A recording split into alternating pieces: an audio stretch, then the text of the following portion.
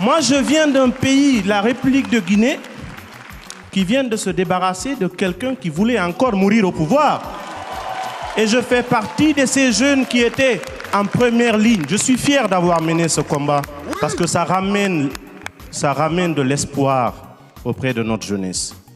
Ce que nous essayons de vous demander, Monsieur le Président, ce n'est pas de vous occuper de ces problèmes internes.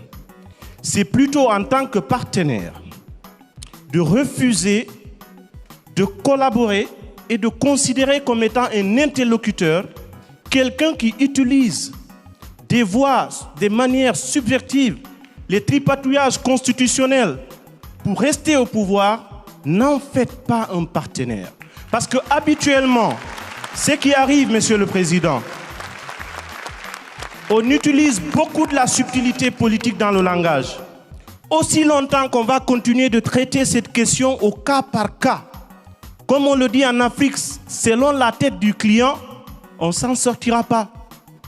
Ne voyez pas le Tchad différemment que le Mali, que la Guinée, que la Côte d'Ivoire. Sur cette question-là, traitons-la de façon transversale.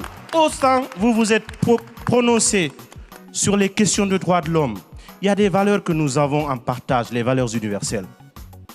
Le droit à l'alternance, c'est quelque chose qui représente ce qu'on appelle l'oxygène de la démocratie.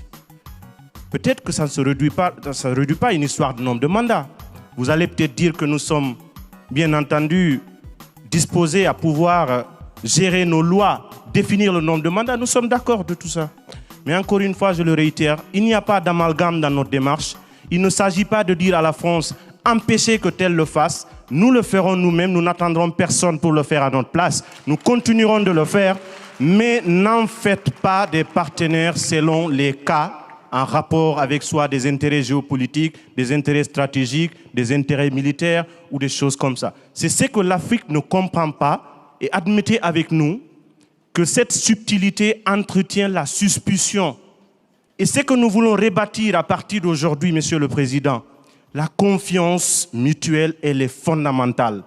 Mettons de côté tout ce qui peut entraîner le préjugé, la suspicion, les petits calculs. Certes, c'est politique, mais des questions de ce type, nous, Africains, nous voulons que vous vous positionnez comme étant un partenaire qui travaille, un partenaire des peuples africains, non pas un partenaire des syndicats de dirigeants africains. Voilà ce que nous avons voulu exprimer et je viens en appui avec ce que Cheikh va dire.